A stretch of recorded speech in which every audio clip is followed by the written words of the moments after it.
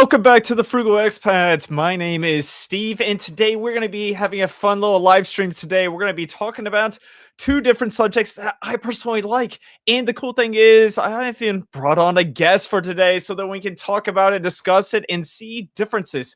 Today, we're going to be talking about income investing versus growth investing. Now, in the past, we've had guests like Marcus Mila who talked about growth investing. He is a growth investor. He is 25 years old. He is talking about equity, equity, equity. And then the week later, we had Jeremy Shirley from the Dividend Stockpile. He is a income investor. He's got dividend ETFs. He's got covered call ETFs. He sells options on an entire trading portfolio. And so his job is he wants to create income. Now, today we're going to be talking about the two differences. We're going to be talking about who maybe one could be better for the other, or if you want to do maybe a hybrid version of both income and growth investing. I have met investors that have a huge portfolio of growth ETFs and growth stocks, and they sell options on them. I have met people that are just all into cover call ETFs, creating that income anywhere between that 10 to 15% return on their capital. And so this is a great live stream that we can just talk and discuss.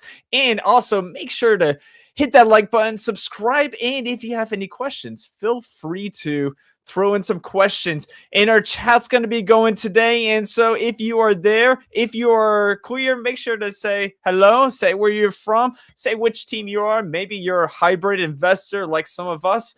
But today we also have a guest, and welcome to the party is Darius Jamal. Let's get him on stage. Hey, Darius, how's it going? Hey, man. Thanks for having me on again. Yeah, no problem. No problem. It's always fun to kind of chat to you throughout the week on like a Discord, and now we get to chat live. Yep. Yeah, we've already got one person chatting, so that's pretty good. We have 5 people watching. That's amazing. How are you doing this week, Darius? Good, man. Been busy, but I'm sure you're aware, a lot has happened in the market. Oh man. I mean, A lot. I think last week it was like Iran was having a war, and then this week it's like the war could be over, or maybe it's not. Yeah, it's day by day. Something's new. Yeah, I understand. I was early in this right before we talked. We were talking about Troy Cates from Neos, and I was talking to him yesterday, and he said. We were talking. I said, he was like, yeah, your YouTube channel's starting to blow up. I was like, it is, but this last 2 weeks, it's been quite poor. And he said, it's the Iran war. And I was like, yep. All right. Yeah. It's a good buying opportunity. That's right. And it's a good buying opportunity for tech stocks. It's a good buying opportunity for growth stocks, and maybe even some income stocks. I actually saw SEHD had been down for a few days, which was quite interesting. Yeah, I think it's kind of inevitable, when there's only a stock can only be, or a stock or ETF can only be so defensive, right? I mean, when you have conflict or like escalations of war, like the market's going to freak out. Then it just becomes a question of how hard are certain things going to get hit compared, to others. So. Yeah, exactly. And I had a video come out this week about the SEHD reconstitution. And with it, I mean, it's got 21% energy, but I feel that with some of the metrics in it, that some of the energy companies are probably going to kind of go away. And so that could actually tank it because, I mean, energy's been kind of up and down this week. I mean, it was way up pre-market on Monday. I say pre-market. And then when the U.S. announced they were going to put in a whole bunch of barrels of oil, I mean, because, I mean, I think oil was like $113 and then dropped to 80. Yeah. Then it was back up to 100. I mean, and then you see SEHD like fluctuating crazy just because of the energy prices going on there. Yeah, it's pretty crazy how volatile the energy market has been. Yeah, it's crazy. I mean, there's infrastructure, of course, but just with the barrels of oil, I mean, the Iran war it's just an interesting conflict. I mean, I see the goods, I see the bads, I see everything. Yeah, I think I saw something about the call to put ratio. Like there are a lot of calls on oil going back up, so it kind of just interesting to see a lot of people, or could be a mix too of institutions placing bets that oil is going to spike back up, and this is oil being down now, is just the way it's working out right now. But I think with the uncertainty right now, just it's hard to say where things are going. I was actually surprised how fast and how hard the movements were just on day to day. I expected it to be volatile, but like you mentioned, breaking 100 and then like coming back down again and changing by 10, $15 and a matter of hours, like it's pretty crazy. Yeah, I see my portfolio do the same thing. I've got some high beta stocks. I've got some, of course, some ETFs with like a QQM and VGT, and also some SMH. And so those are some growth stocks. We'll be talking about those today, and it's interesting to watch like just the fluctuations. Like I wake up and I see my portfolio, or I go to sleep, my portfolio is down 3 or 4%. I wake up, it's up 3 or 4%. I'm like, what's going on? But yeah, Darius, besides Iran, today we're talking about an interesting subject. We're talking about growth and income, and seeing like the differences in how we could use them either together or use them one way or the other, or just what kind of age group could be using one or the other, if that makes sense. Does that make sense? Yeah, that makes sense. But I mean, Well, based on your age range, the risk tolerance, and just again, I guess anybody you can have a higher risk tolerance at a higher age, right? But it's just in terms of, for me, just being more effective and optimizing your investments based on your age, and trying to offset that risk as you get older and offset some of that volatility. So yeah, and like I said in my intro, a couple weeks ago, I had Marcus Mila on, and he's 25. He only invests in, basically, he's got QQQM and SEHG and VOO and some VTI, so he's all into growth. The week later, we had Jeremy from Dividend Stockpile. He's in his mid 40s, about 44 years old, and so he's all about dividend ETFs, cover call ETFs, and selling options. And so he's all about that income.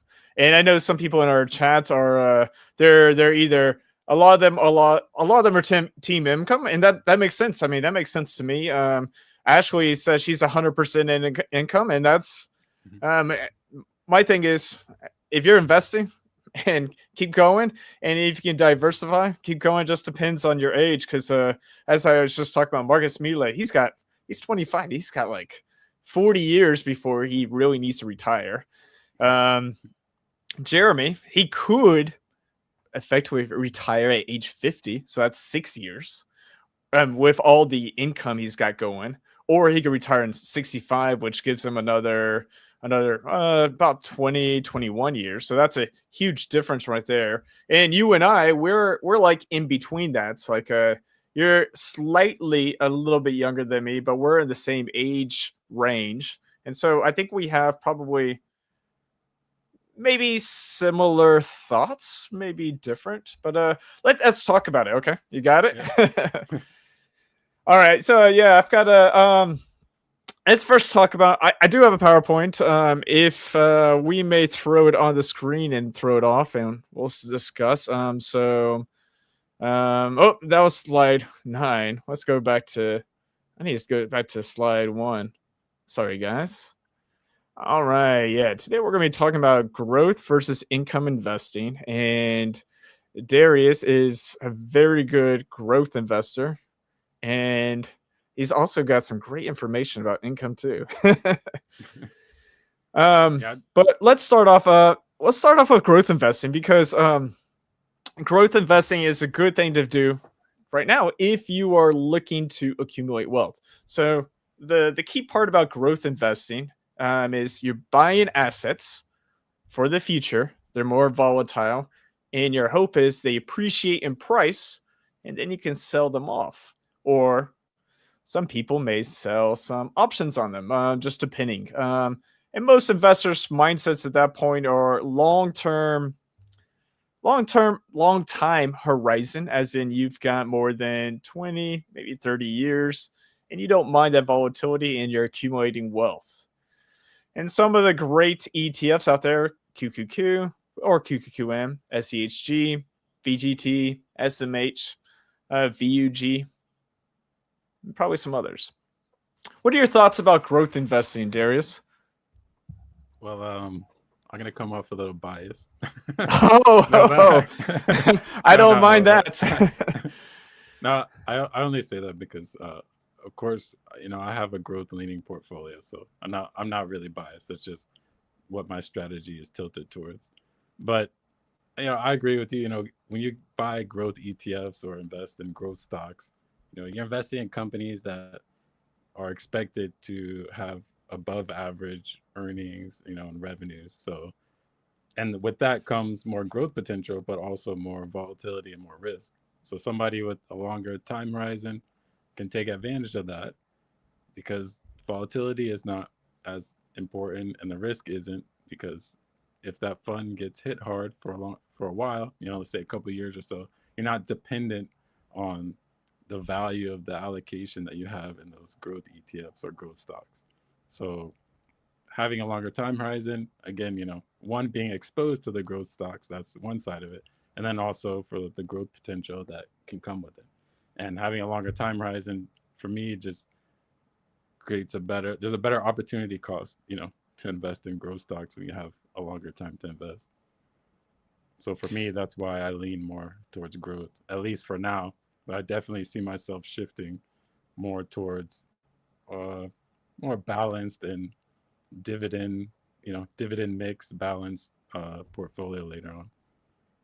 Yeah, that makes sense. And when you also say time horizon, I can look at, of course, QQQ. QQQ is a very famous growth ETF from that tracks the Nasdaq 100, and this one was skyrocketing. I think it was made in 1998, so it was hitting that dot com boom, and then the dot com crash came, and I think it took maybe 10 years to recover, just because when when if you guys remember the market, like from 2000 and then 2008, it crashed again. And so it took maybe from 2000 all the way up to maybe 2010, 2011 before it kind of got back to that range. And so that's a huge 10 to 11 years range where you had to be patient. Yep. And I And that mean, goes I the mean, and that importance could of, happen, huh? yeah, and that's the importance too of dollar cost averaging, right? Because then if you're buying during that time, you're getting, lowering your cost basis. So, it's a win-win. Yeah, exactly. Yeah, I mean, if you're adding $100, $1,000 a month, and you're just hoping the market goes back up, and then you had the next decade, well, not even the next decade, from 2010 until, I mean, until now. I mean, I think there's been just a couple of drops within the market. 2018 had that post Christmas drop, which kind of tanked the market about like 2 to 6%, and then you had the big drop in COVID, but it came right Yeah. back. Then you had 2022 where the Nasdaq was down 33%, but then you had 2023 Nasdaq was up 54%, so kind of evened out right there. So it's just, yeah, dollar cost averaging.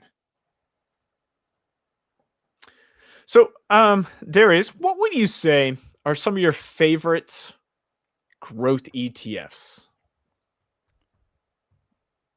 Well, right off the top, SHG, just because it's bro- just because it's so broad. And when I say so broad, just the amount of holdings it has, and it has a pretty wide spread compared to some other growth funds.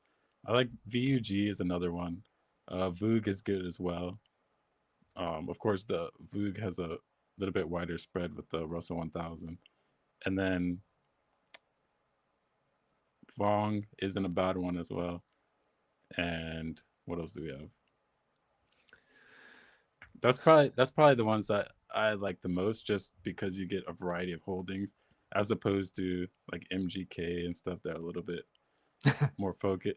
I mean that's mega cap focused, but Yeah. I prefer to have a wider basket of growth funds. Yeah, and for those I don't know, MGK is from Vanguard. It's like he said, a mega cap. I think it's like, is that like 80 holdings? It's trying to think off the top of my head. Um, but I feel like, yeah. So I looked at SCHG. I've looked at QQQ. QQQ's always, everybody talks about QQQ. It's not particularly. I mean, people say it's growth focused because it's got 50 to 54% technology in it. And obviously, we think technology, we think growth. SCHG, on the other hand, it's just a large cap growth ETF. So it's not just technology, it's just all growth. And I think sometimes people with the Nasdaq 100, you're missing out on some of those financial companies that could be growing really high, like a JP Morgan. JP Morgan has skyrocketed in the last 2 or 3 years, and it's a great one. And so and then you get into some of those kind of sector ones, I would say, where it's just more focused, like a VGT, XLK, FTEC, and then you even have even more focus with like an SMH, SOXX, and a PSI with the semiconductors. And so, yeah, with SEHG, you're getting what, 228, 230 different companies. Is that correct? I think it's like 198 or something like that. Oh, But I it's mean, gone down. sometimes it adjusts. Sometimes it fluctuates. So I believe it's 198. Okay. Um, but yeah, like you mentioned too. Yeah, sometimes tech sector ETFs get thrown in there. That's why I didn't mention it, like VGT and stuff. I think for the sector focused ones, I kind of like IGM, just because it gives you tech like VGT, but then it also includes tech related companies. So you're getting the communications, consumer discretionary, like the Amazon, Google, Meta, which Oh is something that yeah. you don't get in VGT. So I kind of like that you get a little bit of that mix in there, because it makes me also wonder later on, as more companies grow and develop in different industries. It makes me wonder, like, are there gonna be other companies that also fall into those sectors but are tech adjacent? So that's why I kind of like IGM a little bit more than VGT. But like I said, they're all great, for tech funds, just like XLK too. Yeah, that's exactly right. I think that's one of the, I would say, flaws of VGT. VGT is, well, I say one of the flaws because there's a couple of flaws of VGT, but um, it's it doesn't have Meta, it doesn't have Amazon, it doesn't have Tesla, and so you think of those companies as technology companies, but they're not categorized as technology companies. And another thing about VGT is there's a huge concentration based upon market cap. So you have Nvidia, Microsoft, and Apple making up, I mean, 40% of VGT, which is just, I mean, it's like, all right, I want to buy these three companies, but maybe I'll have a sprinkle of something else. Yeah, it leads very heavily in those three for sure. And that's Yeah. why, again, I kind of like having a little bit more spread. And I say that because sometimes people will want VGT and then also a growth. So it's important to keep in mind that now you're getting Nvidia and you're getting some more Nvidia, Microsoft, and Apple. And then if you have VU, then you're getting even more. So just something to keep in mind. Yeah. Now that brings me on to our next thing. Today we're also talking about income investing, and for those that don't know what income investing is, most of you guys probably know it. You're generating cash flow from your portfolio. And that can be in the form of dividends, or it can be form in the form of like premium distributions. Now, those are a little bit different. For those that watched my live stream last week, I was talking about dividend ETFs or ETFs.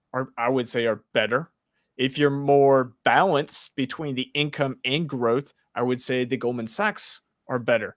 Now, if you're looking for, I would say, maybe different sectors, Goldman Sachs doesn't have different sectors. They got GPIX, GPIQ.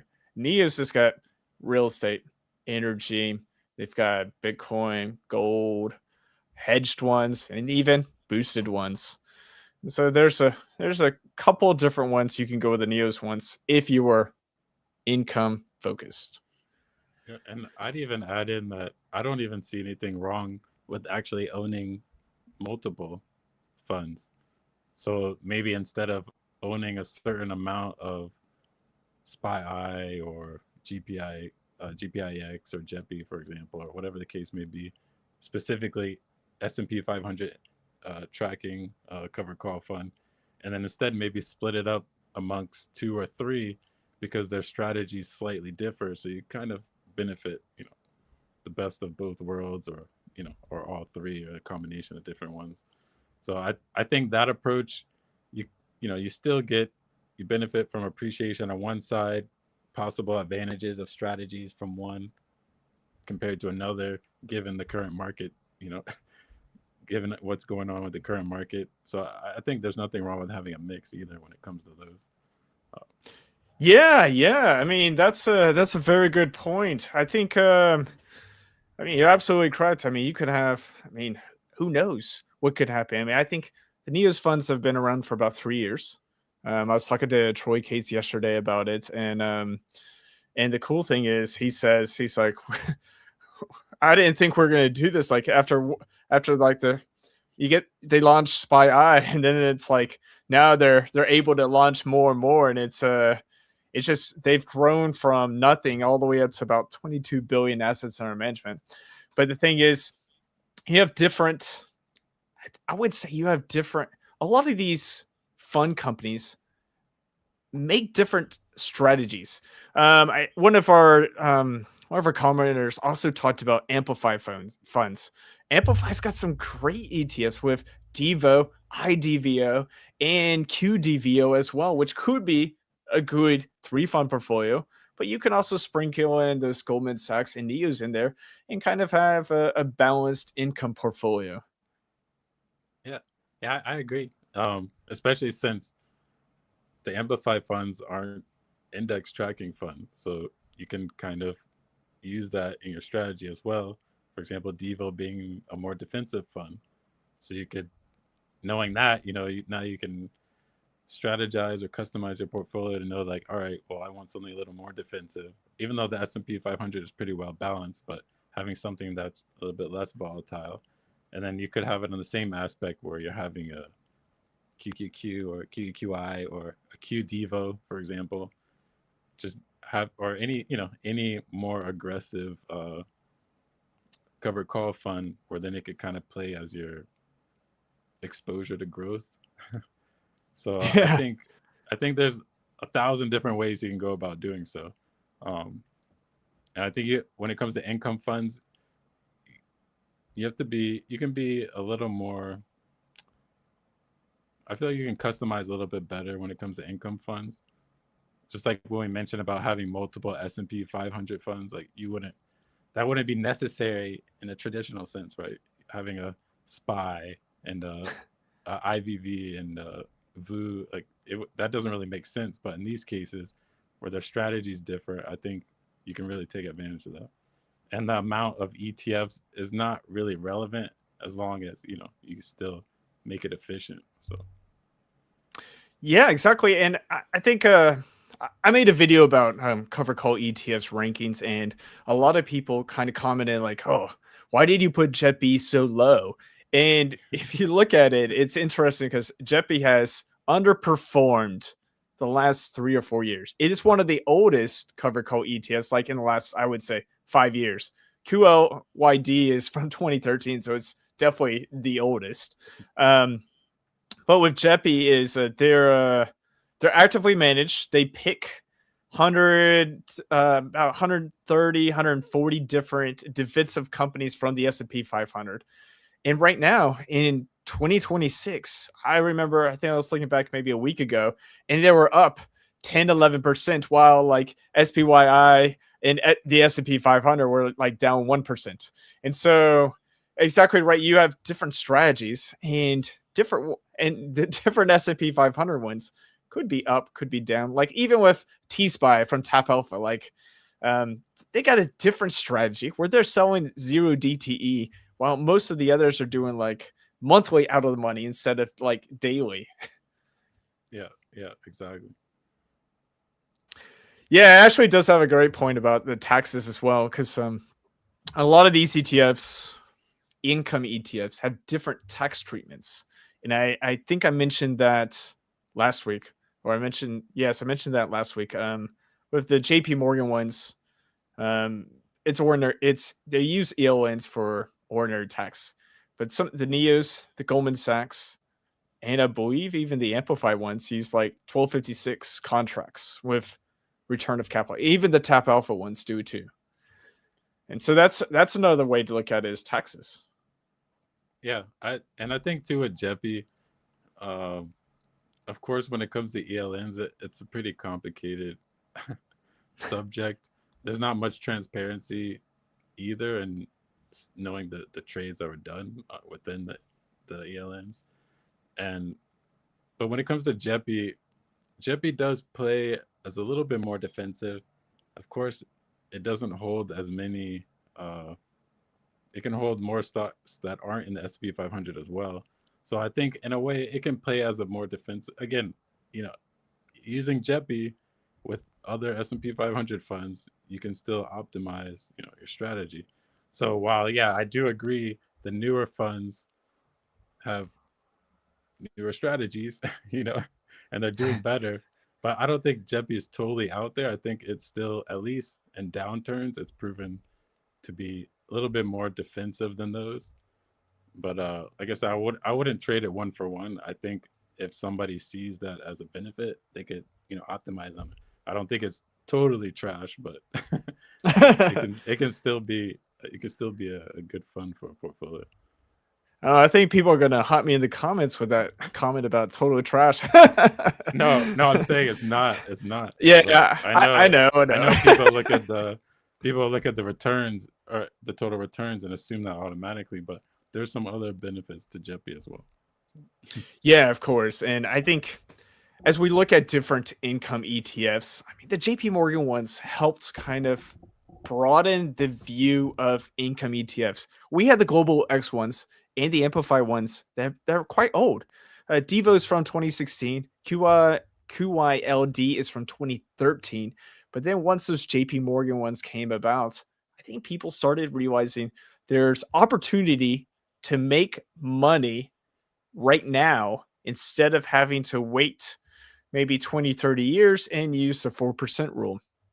And I think that goes along with some of my presentation. I think we talked about kind of the key differences between income and growth.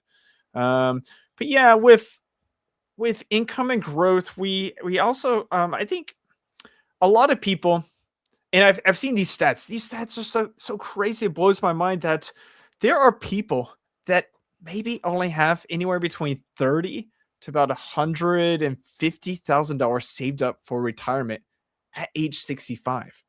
And when I hear those stats, I think, wow, people are this is bad. This is not good news at all.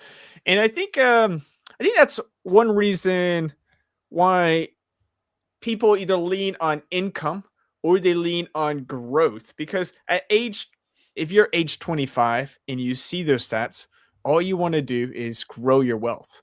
And that's a good thing about growth ETFs or growth stocks. It's because you can put money into them and it's just a little bit, but over the 40 years, you should or you could have a lot of money saved up. But if you're sitting at 50, 55, 60, and you're like, crap, I only have like $150,000 saved up. What am I going to do for my retirement? Do I have enough money to kind of survive? And I think that's kind of the two different outcomes. You have the growth where it gives you more time, but you also have the income, which gives you the option where, all right, I'm not screwed. I have enough money. I can create an income portfolio in order to retire with some money, if that makes sense.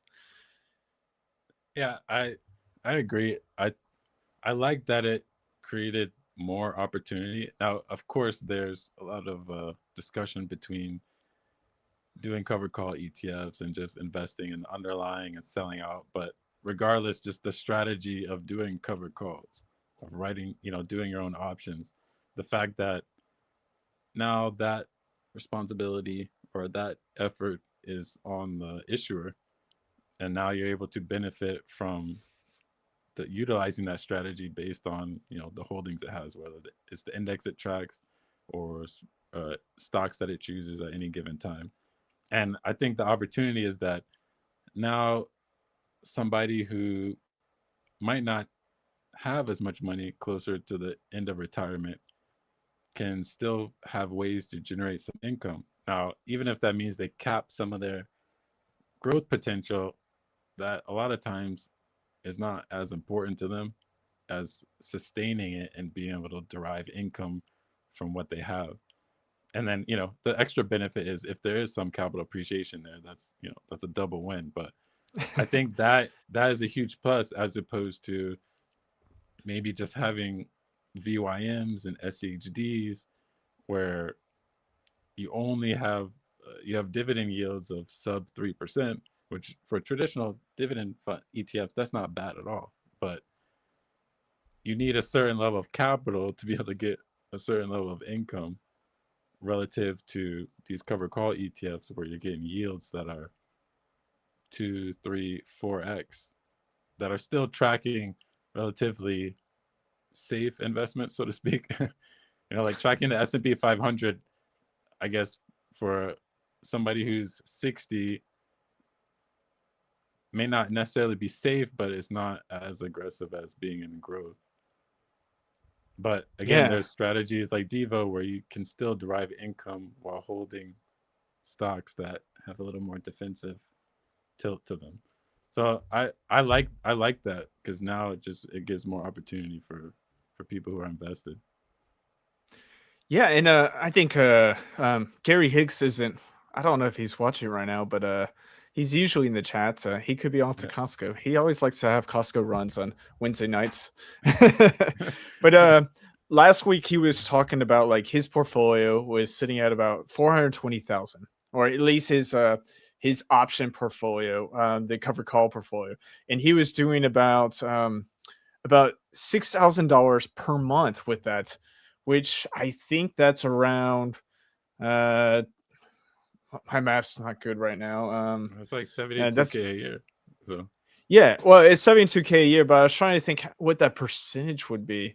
Is that like from what he's 12? It's like 12 to 14% probably. So I mean, um, it's pretty good. And it only started with 420,000. Like if you had like a SPYI and you did 250,000, well, even 100,000, you're getting $1,000 per month with that, which is pretty good. If you only have 100,000 saved up, you're at least getting something. yeah, that's really good. And especially since I mean when you're trying to live off income, of course the when you want to live off, have sustainable income after retirement, there's going to be a target income goal that you want.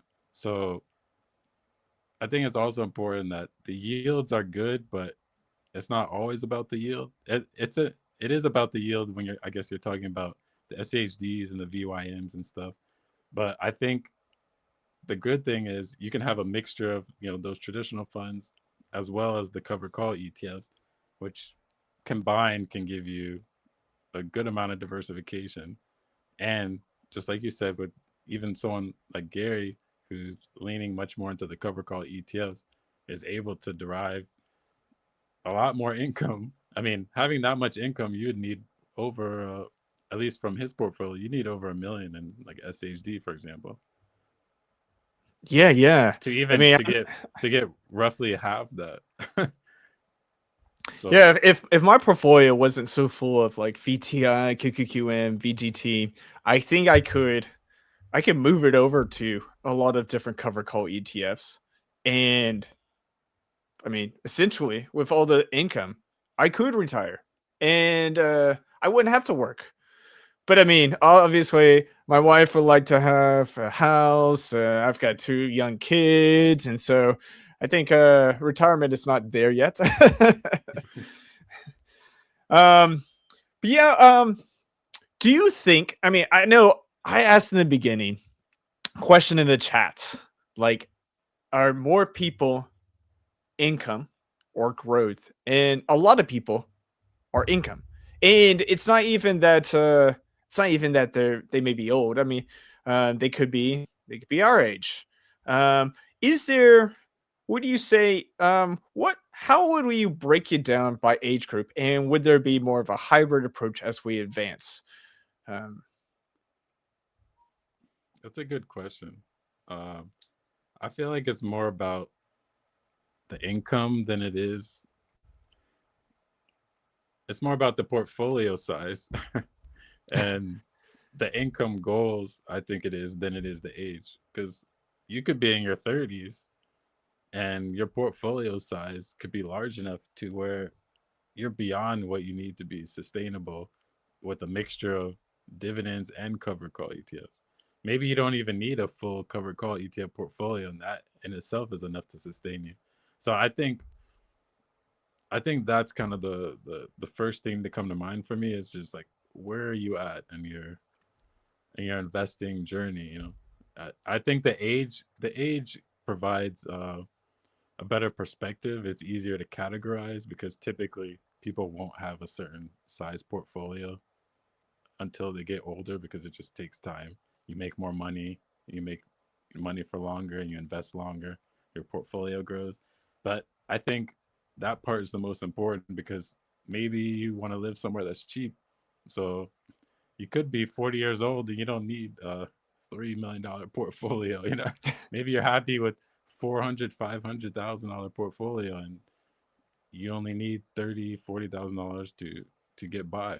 So I think for me that's kind of the first thing. If you remove that, I would say ultimately, just based off of age, I think you should be at least in the later half before you start implementing that strategy. I think to really get the most out of your investments, probably the later half.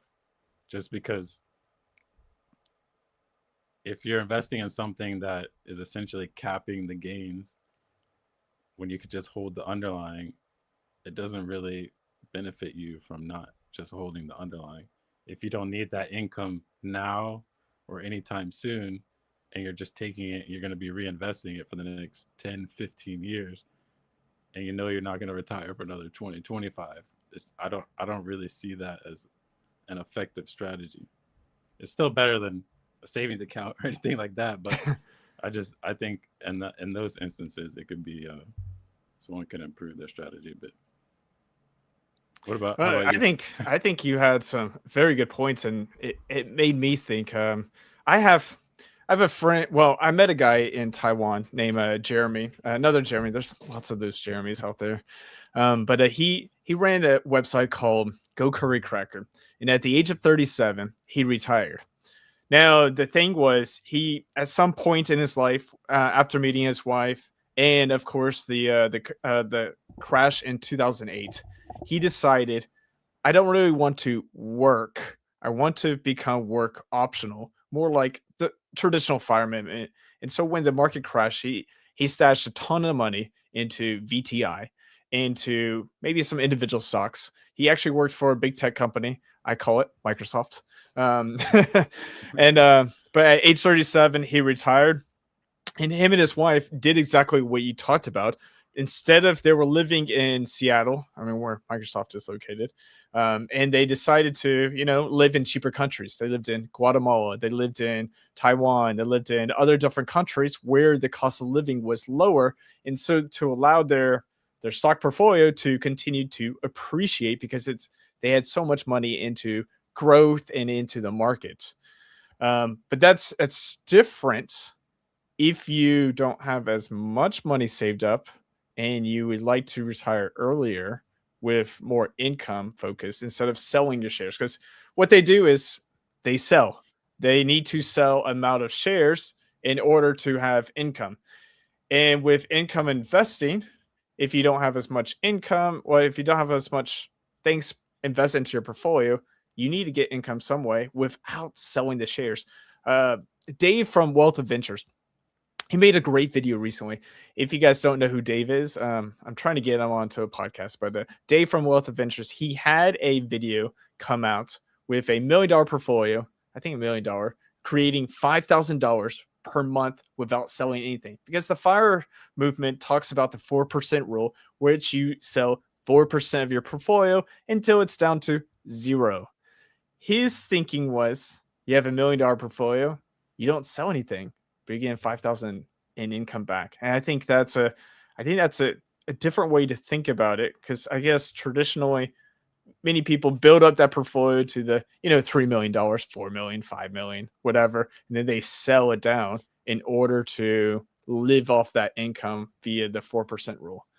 Do you have any thoughts about that? I'm sorry, I just kind of had some thoughts going and talking about growth and income and retirement. No, I mean that's the exact case, perfect example of kind of something I was talking about, where somebody has the opportunity and now they want to live somewhere cheaper. They don't necessarily need a huge portfolio, and then now you have these different types of ETFs that they can capitalize on and derive income from and still preserve their wealth. So it's a great thing. Yeah. Yeah. Well, I know that some people like to also use options. Now, do you think growth investing helps out with maybe selling options if that's something they would like to do? I don't. I think I think when it comes to that, that's a I think it's a different level of discipline and approach you have to take when it comes to selling options. Um, I think with growth, I mean, you just like with options, you can be reckless, and it's a lot easier to be reckless with options than it is just buying a growth ETF, right?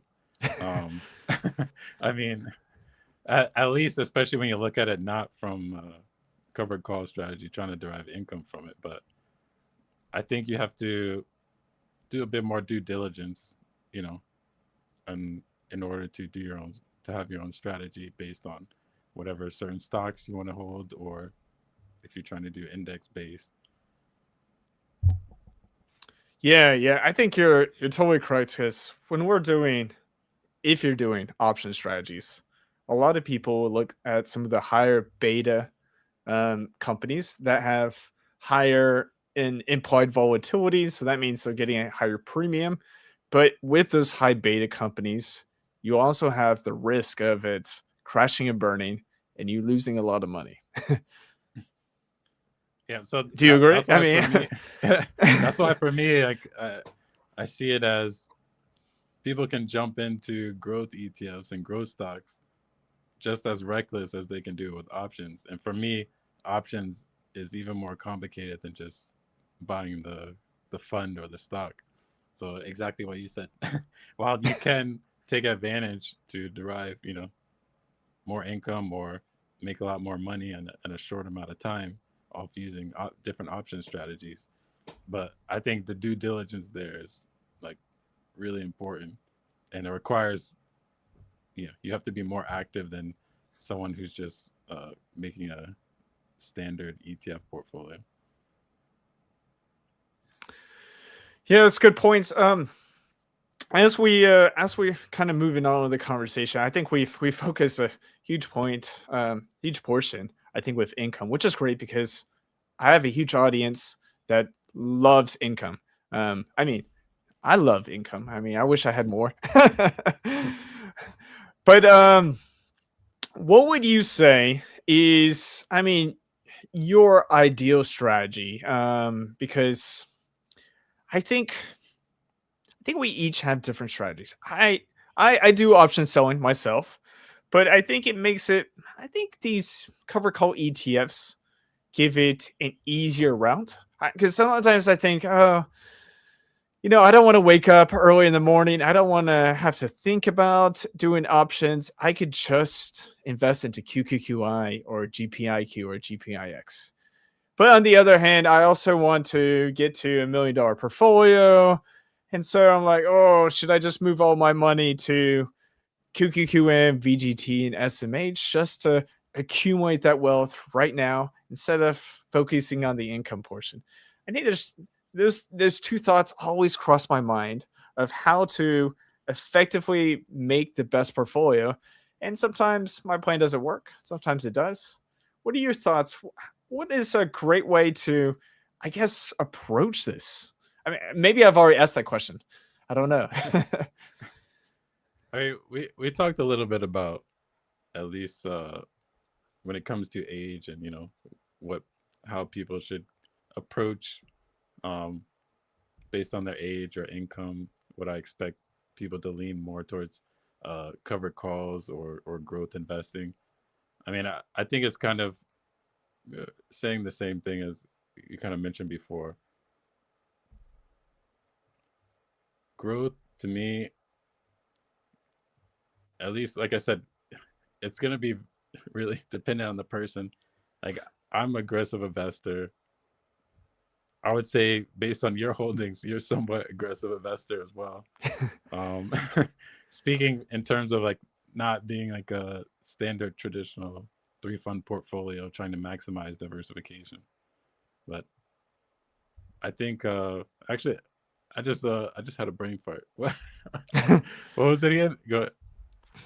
Oh, I said, how would you, I guess, oh, how did I say that? How would you create a strategy, I guess, for yourself? I think you kind Yeah, of talked about, I mean, there's aggressive, maybe yeah, moderate, and even conservative. yeah. That And can like I mentioned earlier, sorry to cut you off, but I would I plan on transitioning later on. So I'm growth leaning now. I think income funds are great. I think it'd be cool to have something like Gary where you're making, $6,000 a month. But I realized like that's gonna be another stage of my journey. So for now, I'll hold off, focus on appreciation, and then, I'll transition to when the time comes to incorporating income funds. And I think for anyone else that's out there, especially when it comes to income investing, I think it's even more specific to your case because there's just so many variables. And since it's income investing, you want the income to cover more than likely what your expenses are. And my expenses are different from Steve's. Steve's is different from Gary's, different from Ashley's. So I think it's really personalized when it comes to income investing, and that transition that you make from accumulation to conserving and income investing is gonna like vary as you get older. Someone might start to transition a little bit more and a little bit more aggressive, while someone might, you know, slowly wean into it. So Yeah, those are some good thoughts, and I think I agree. I mean, we are all different, and I think I get a lot of different comments when people disagree with me, which is great. If you disagree with me, leave a comment. I mean, I love to have these points. I think my wife doesn't like to argue with me too. So, but leave a comment so we can talk and discuss and learn more from each other.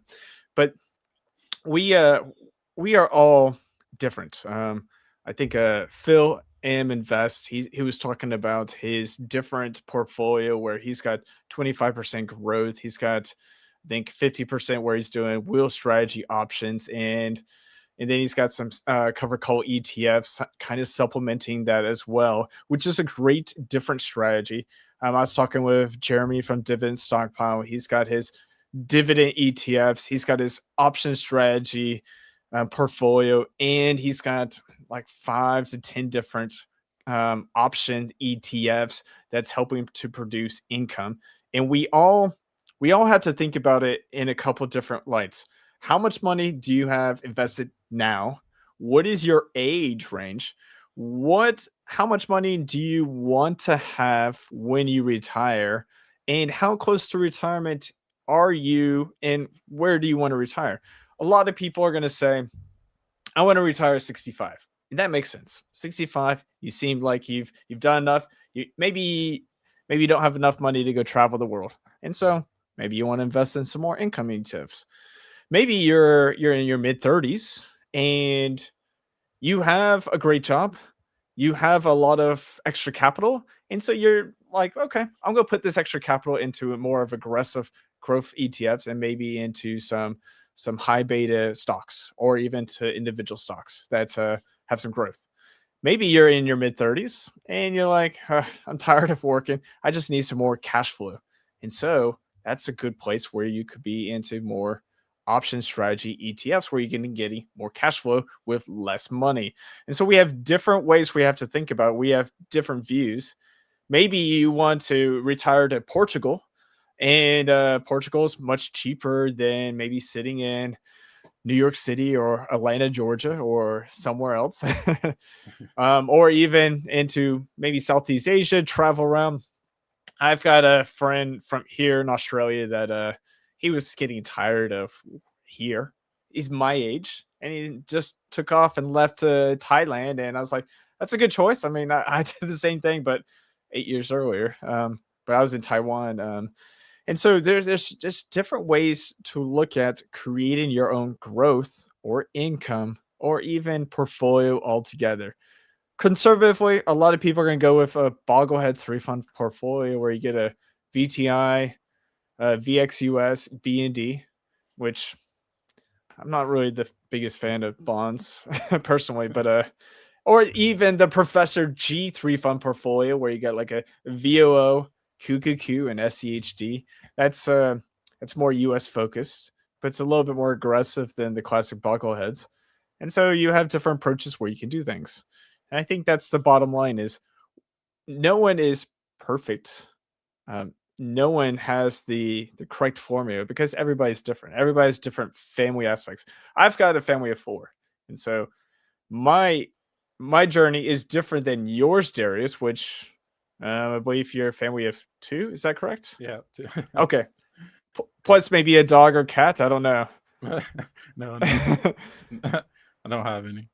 Oh, okay. Well, that's too bad. I don't have any either, but my daughter would love us to have a dog, and that's that's besides the point. Do you have any last thoughts? We've been talking about 58 minutes. I think we've got 7 people watching. I make sure you guys hit that like button, subscribe, and if you there's some great links in our description about different places you can look up and even places if you want to find an extra income source. There's things you guys can do. I've got one place that's been looking at is like this. I work with Limits Express. They are a company that helped me create my own Walmart WFS store. They're pretty cool. If I'll leave a link in my description if you want to start your own Walmart WFS store. They can help you set it up. And I've got a podcast coming out on Sunday with the owner.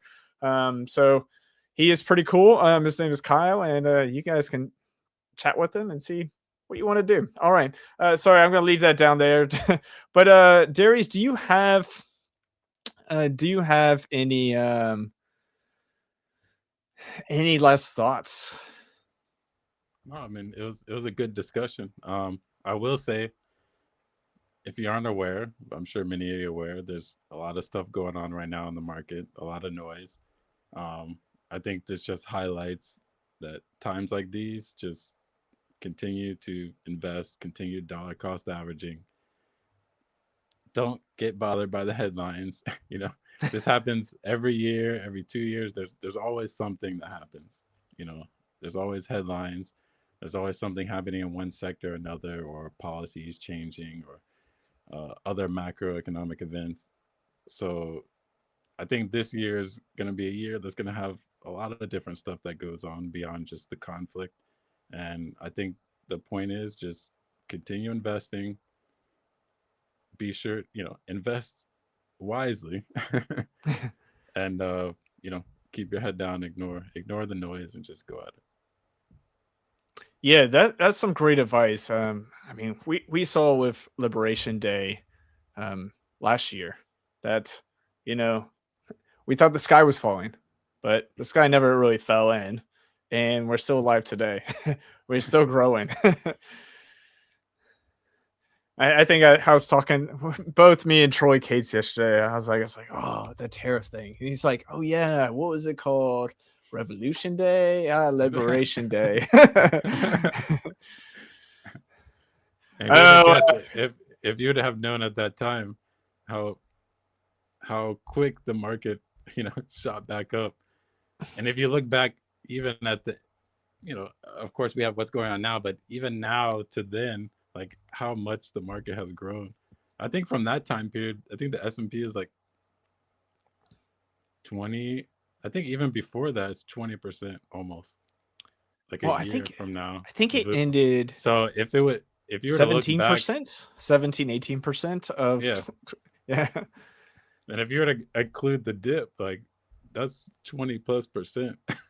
Yeah. And if you're in growth and other stuff that really got hit hard, so just take advantage of these times when the market is down. And then those for you that are in income ETFs, this volatility right now is kind of working in your favor. It's better that it's going sideways like it's been doing right now than going down 5, 10, 15%. So Now I've got one last question for you, Darius, and this is not from me. This is from Ashley. She's got a question for you. What do you think?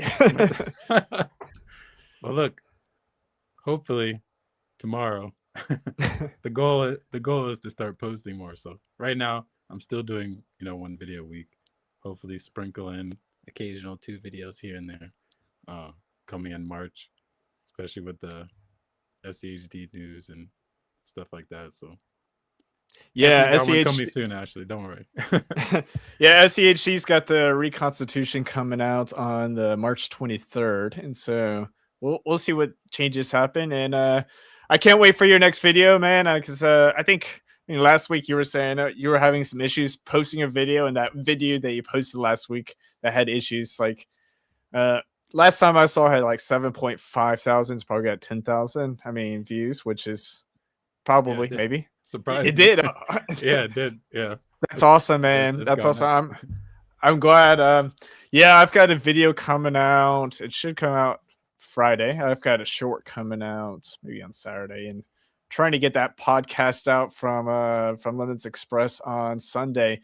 But I want to thank you, Darius, for joining me tonight. I want to thank the chat. You guys are always a blessing. Thank you, Phil and Invest Ashley, and I think we had Arshin. Thank you. Thank you guys for always joining. Next week, I don't have a subject, but I'm going to come up with something very unique. And if you're available, Darius, you're welcome to join. If not, it's just going to be the solo show, unless trying to find some other guys to get on here. But man, people are busy. Yeah, I'll sprinkle in here and there, when I have a chance. Thanks, Darius. And guys, if you don't know where to find Darius, look up Darius Jamal on YouTube. He has an amazing channel. I watch his videos, so I mean, he's got at least one fan in me. And I know Ashley watches his videos. Gary Hicks sometimes watches his videos. So you guys check him out on YouTube. And we'll see you guys next week. I'm going to end the stream, and you guys take care. Make sure to like, subscribe, and leave a comment after this live stream's done, and we'll continue to show the love. All right. See you guys. See you guys.